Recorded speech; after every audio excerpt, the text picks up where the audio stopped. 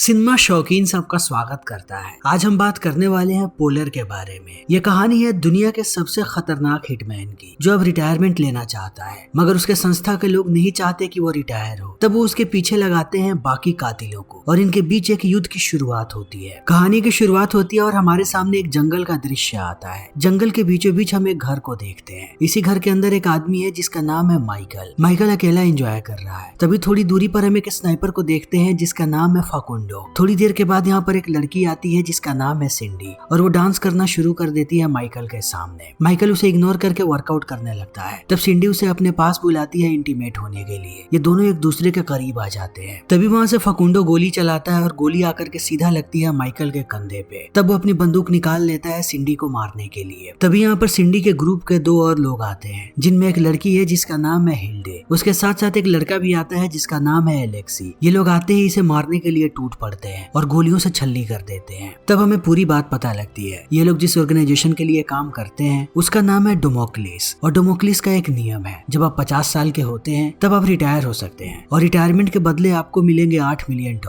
और डेमोक्लिस ऐसा नहीं चाहता था कि वो लोग माइकल को पैसे दे, इसीलिए उन लोगों ने अपने बाकी किलर्स को भेज दिया। ये सारे के सारे लोग जवान हैं और ये लोग भी डेमोक्लिस के लिए ही काम करते हैं। और यहाँ पर आकर के इन लोगों ने माइकल को मार गिराया। तभी यहाँ पर एक हेलीकॉप्टर आता है और ये लोग यहाँ से निकल पड़ते हैं। दूसरी तरफ हम देखते हैं एक और किलर को जिसका नाम है डंकन। डंकन अभी अमेरिका में है और यहाँ से एक ट्रांजैक्शन कर रहा है। वो हमेशा ही $2 लाख भेजते रहता है एक अनजान जगह पे। किसी को पता नहीं है कि वो पैसे क्यों भेजता है। यहाँ पर हमें पता लगता है कि अगले 14 दिनों में डंकन भी रिटायर होने वाला है। वो 50 साल का हो जाएगा। तब उसे भी उसकी ऑर्गेनाइजेशन की तरफ से $8 मिलियन मिलेंगे। तभी दूसरी तरफ हमारे सामने एक चर्च का दृश्य आता है। यहाँ पर हम माइकल के तस्वीर को देखते हैं और सारे लोग शोक मना रहे हैं। लोगों की संख्या बहुत ही कम है। यहीं पर विवियन नाम की एक औरत भी है। उसका फोन बजता है और वो चली आती है बाहर। बाहर आने के बाद वो सीधा बात करती है डंकन से और बुलाती है मीटिंग के लिए। जब डंकन उसके पास आता है तब वो कहती है कि तुम्हारे लिए एक आखिरी मिशन है। जिसने माइकल को मारा है, मैं चाहती हूँ कि तुम उसे मार दो और बदले में तुम्हें मिलेंगे $2 मिलियन।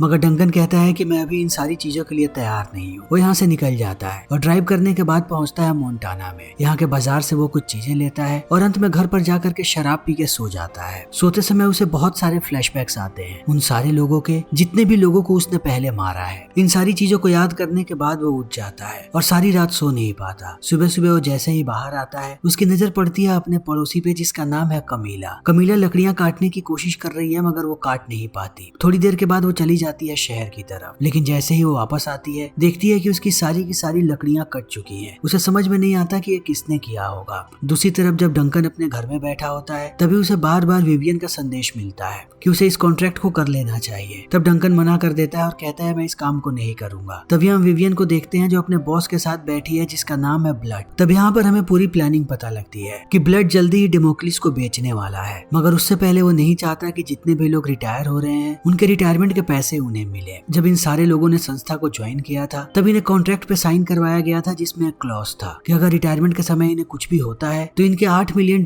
इनकी संस्था को मिलेगी। और यही चीज है ब्लड के दिमाग में। उसने पहले माइकल को मरवाया और $8 मिलियन उसके हो गए और अब वो प्लानिंग कर रहा है कि वो डंकन को मरवा दे। ये डंकन को बेलारूस भेजना चाहते हैं और डंकन को बताया गया है कि वहीं पर उसका टारगेट है जिसका नाम है पेड्रो। लेकिन असल में इन लोगों ने पेड्रो को कॉन्टेक्ट दिया है ताकि वो डंकन को मार दे। विवियन को आइडिया ठीक नहीं लगता है। वो कहती है कि डंकन बेवकूफ नहीं है, वो आदमी बहुत ही ज्यादा खतरनाक है। तभी दूसरी तरफ हम डंकन को देखते हैं जो पेड्रो की सारी जानकारियां निकाल रहा है कि आखिर ये कौन आदमी है और इसे कैसे मारा जा सकता है। वो सारी प्लानिंग करने के बाद निकल जाता है यहाँ से। वो अपने आखिरी मिशन को पूरा करना चाहता है। शहर में पहुंचने के बाद वो पहुंचता है एक औरत के पास। ये दोनों इंटीमेट हो रहे होते हैं। तभी यहाँ पर इस औरत का बच्चा आ जाता है जिसे देखने के बाद डंकन रुकता है और कहता है कि तुम इसे स्कूल क्यों नहीं भेजती। वो महिला कहती है कि मेरे पास इतने पैसे नहीं होते कि मैं इसे पढ़ा पाऊँ। तब डंकन सोचने लगता है इस बारे में। तभी बगल में हम एक होटल को देखते हैं जिसके रिसेप्शन पे कॉल आता है कि यहाँ का एक कमरा लॉक हो चुका है जिसके अंदर एक औरत फंसी हुई है। तब रिसेप्शन वाला तुरंत मदद बुलाता है और मदद करने कोई और नहीं बल्कि डंकन आता है। ये सब कुछ उसी की प्लानिंग थी। वो आते ही ड्रिल करना शुरू कर देता है जिससे बहुत ही तेज आवाज आती है। तब हमें पता लगता है कि बगल के कमरे में पेड्रो रहता है। इन आवाजों को सुनने के बाद वो आता है और डंकन को मारना शुरू कर देता है। तब डंकन दिखाता है अपना असली रूप। वो सबसे पहले पेड्रो के दोनों हाथों में कील मारता है ताकि वो हिल डुल ना सके। तभी पेड्रो के लोग बाहर आ जाते हैं। तब वो एक एक करके उन्हें भी निपटाना शुरू कर देता है और अंत में पहुंचता है पेड्रो के कमरे में। तभी वो देखता है कि वहाँ पर उसकी पूरी फाइल पड़ी हुई है। वो समझ जाता है कि किसी ने पेड्रो को भी उसका कॉन्ट्रैक्ट दिया था। वो बाहर आता है और पेड्रो से कहता है कि मेरा कॉन्ट्रैक्ट कॉन्ट्रैक्ट तुम्हें किसने दिया था, क्योंकि मुझे पता है कि तुम्हारा कॉन्ट्रैक्ट मुझे किसने दिया था। पेड्रो कुछ नहीं बताता, तब वो सीधा उसके भेजे में गोली मारता है और उसकी फोटो खींच करके भेजता है विवियन के पास। उसे कहता है कि मैंने इसका काम पूरा कर दिया, अब $2 मिलियन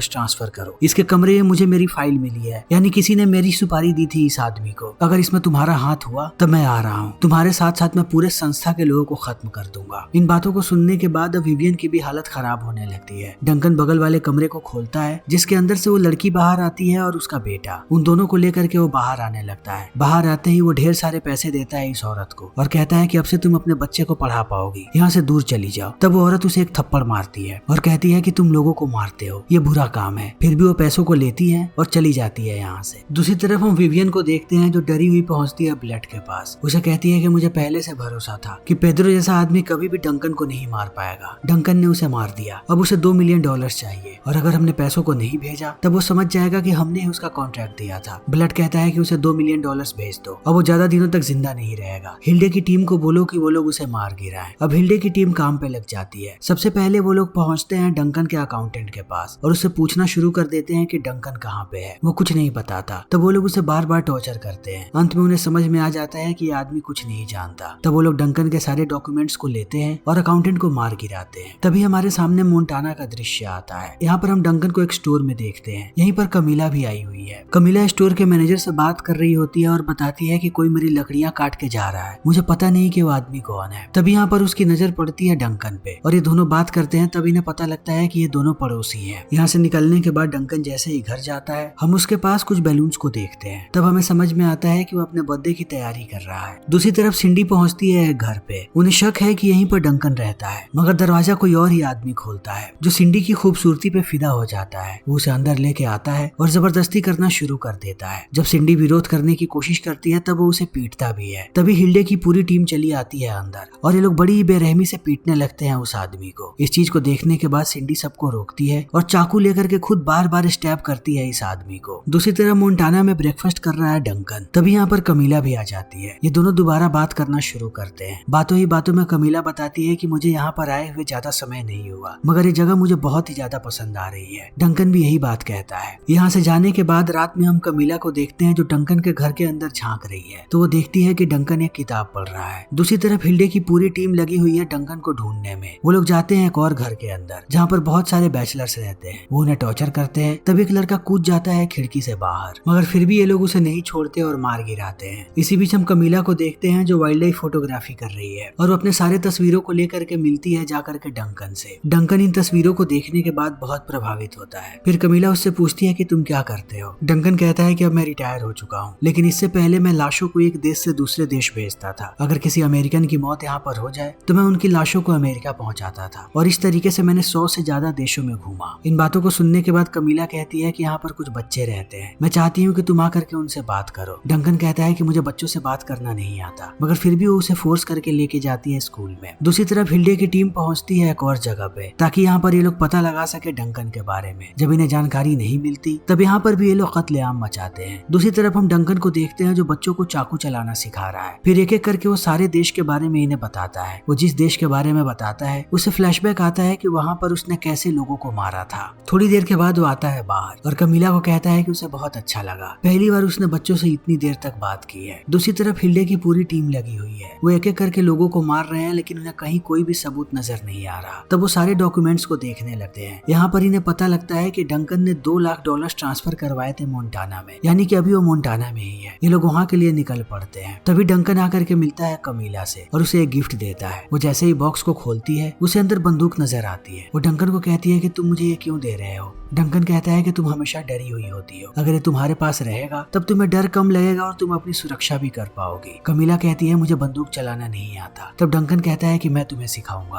अगले दिन वो उसे प्रैक्टिस भी करवाता है, मगर इस बीच में भी कमीला रोने लगती है। तब रात में उससे बात करता है और पूछता है कि आखिर तुम इतनी ज्यादा क्यों डरी रहती हो। तब वो बताती है कि वो एक लाइब्रेरी में काम करती थी। तब वहाँ का मैनेजर उसके पास आया, उसने उसे पीटा और उसके साथ जबरदस्ती भी की। तब से वो हमेशा डरी हुई रहती है। वो चाहती है कि वो उस मैनेजर को मार दे, लेकिन उसे पता नहीं कि वो कभी किसी को मार पाएगी या नहीं। वो डंकन से ये सवाल पूछती है। तब डंकन को फिर से फ्लैशबैक आते हैं और वो कहता है कि मुझे पता नहीं कि तुम किसी को मार पाओगी या नहीं। यहीं दूसरी तरफ अब हिल्डे की पूरी टीम आ चुकी है मोन्टाना। ये लोग उसी बैंक के बगल में है जहाँ पर पैसों को डंकन ने ट्रांसफर करवाया था। तभी थोड़ी देर के बाद ये लोग लोग देखते हैं कि डंकन बगल के स्टोर में आया है। ये लोग उसका पीछा करने लगते हैं। डंकन जब आधे रास्ते में पहुंचता है तभी उसे एक लड़की की गाड़ी नजर आती है जो खराब है। वो जैसे ही अपनी गाड़ी रोकता है लड़की उसके पास आती है। तब हमें पता लगता है कि ये लड़की कोई और नहीं बल्कि सिंडी है। वो डंकन को कहती है कि मेरी गाड़ी खराब हो गई है और फोन भी बंद हो गया है, क्या तुम मेरी मदद कर सकते हो? तब डंकन उसे ले आता है अपने घर पे। वो तुरंत अपने साथियों को कॉल करती है। कॉल के बाद डंकन को कहती है कि मेरे घर वाले कल मुझे लेने आएंगे। इसी बीच रात हो जाती है। तब डंकन सिंडी को कहता है कि सो जाओ, लेकिन सोते समय वो धीरे धीरे सेड्यूस करना शुरू कर देती है डंकन को। तब एक वक्त के बाद ये दोनों इंटीमेट होने लगते हैं। तभी दूसरी तरफ हम कार्ल को देखते हैं जिसके हाथ में स्नाइपर है, यानी इनकी पूरी टीम यहाँ पर आ चुकी है। थोड़ी देर के बाद कार्ल गोली चलाता है मगर गोली जाकर के गलती से लग जाती है सिंडी को। तब डंकन नीचे छुप जाता है। उसे पता है कि इन पे हमला हो रहा है। सबसे पहले वो कुल्हाड़ी फेंक करके मारता है सिंडी को। तभी घर के अंदर हिल्डे और फकुंडो घुस जाते हैं। दूसरी तरफ से कार्ल अंधाधुंध गोलियां चला रहा है मगर थोड़ी देर के बाद वो देखता है कि उसके पीछे ही खड़ा है डंकन। डंकन उसे मारता है और उसके फोन से बात करता है हिल्डे से और इन सबको धमकी देता है कि वो इन सारे लोगों को मार देगा। हिल्डे समझ जाती है कि डंकन कहाँ पे है। वो फकुंडो को भेजती है उसके पीछे और एलेक्सी को कॉल करके कहती है कि प्लान बी शुरू करो। तभी फकुंडो पहुंच जाता है स्नाइपर के पास और अंधाधुंध गोलियां चलाता है। तब उसे एहसास होता है कि जहाँ वो गोली चला रहा है वो कार्ल की लाश है। तभी पीछे से यहाँ पर डंकन आकर के फकुंडो को भी मार देता है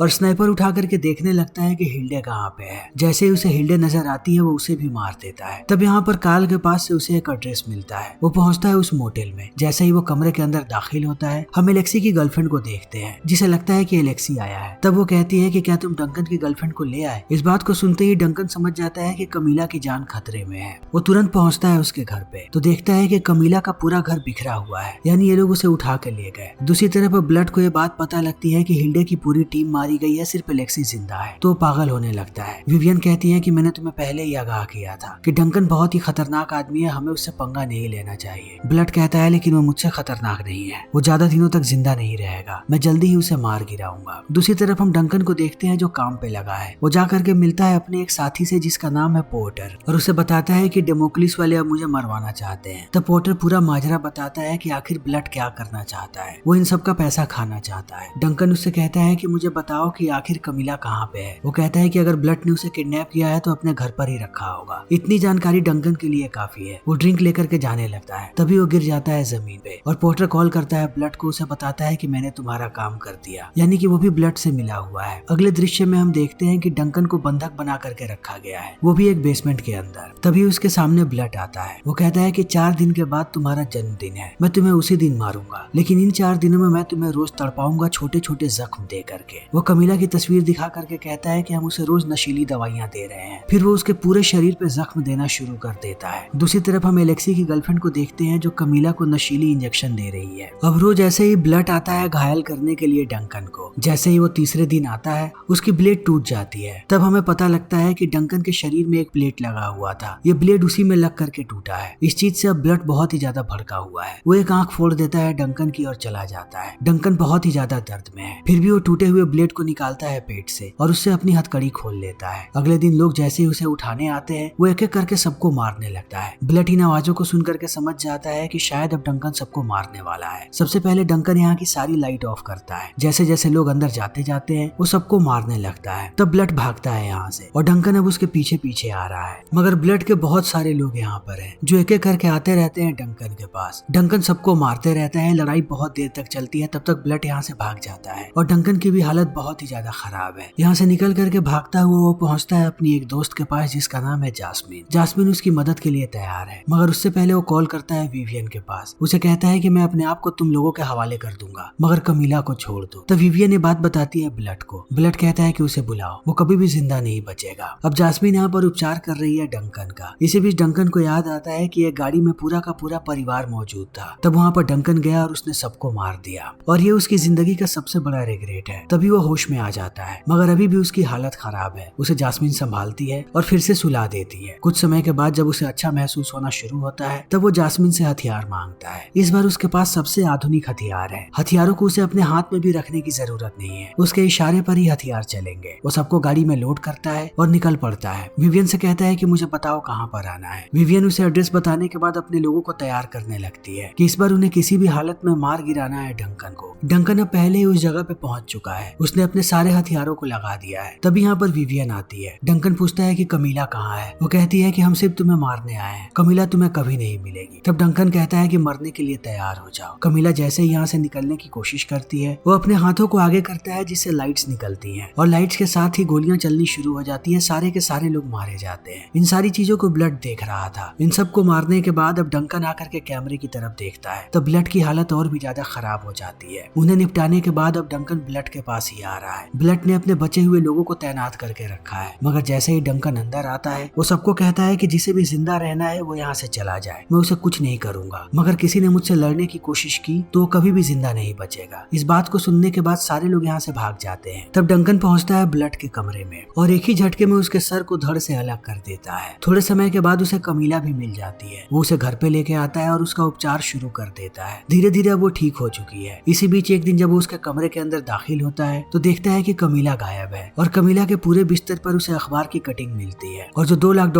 उसने भेजे थे उसकी एक कॉपी भी। अखबार की कटिंग देख करके उसे समझ में आता है कि जिस पूरे परिवार को उसने गाड़ी के अंदर मारा था उसमें उसने एक लड़की को जिंदा छोड़ दिया था। वो लड़की कोई और नहीं बल्कि कमीला ही है। तभी कमीला आकर के उस पर बंदूक तान देती है और कहती है कि मैं हमेशा से तुम्हें ढूंढ करके मार देना चाहती थी, लेकिन जब से मेरा परिवार बर्बाद हुआ तब से हमेशा मेरे पास पैसे आते थे, जिन पैसों से मैंने अपनी परवरिश की और अपने आप को पढ़ाया लिखाया। मैं जानना चाहती थी कि वो पैसे कौन भेज रहा है। तुम्हारे इस चेक की मदद से मुझे पता लगा कि वो तुम ही हो जिसने बचपन से मेरे पास पैसे भेजे हैं और ये बात भी पता लगी कि तुम ही कातिल भी हो। तुम्हारी वजह से मैं हमेशा डरी रही। इन बातों को सुनने के बाद अब नीचे डंकन बैठ जाता है और कहता है कि मुझे गलत जानकारी मिली थी। मैं किसी भी मासूम परिवार के लोगों को नहीं मारता, वो बस एक एक्सीडेंट था। वो कमीला को कहता है कि तुम गोली चलाओ, अपने बदले को पूरा करो और इसी के साथ मेरा पश्चाताप भी पूरा होगा। वो अपनी आंखों को बंद करता है और कमीला गोली चला देती है। मगर थोड़े समय के बाद हम देखते हैं कि डंकन अभी भी जिंदा है, यानी कि उसने उस पर नहीं बल्कि कहीं और गोली चलाई थी। थोड़ी देर के बाद वो डंकन से पूछती है कि क्या तुम्हें पता है कि मेरे माँ बाप को मारने का ऑर्डर किसने दिया था। वो कहता है कि हम उसका पता लगा सकते हैं। तब ये दोनों इस बारे में बात करने लगते हैं और ये फिल्म यहीं पर खत्म हो जाती है। तो दोस्तों, हमारी आज की ये वीडियो यहीं पर खत्म होती है। अगर आपको हमारी ये वीडियो पसंद आई हो तो इसे लाइक करें, शेयर करें और चैनल को सब्सक्राइब करें। Thank you.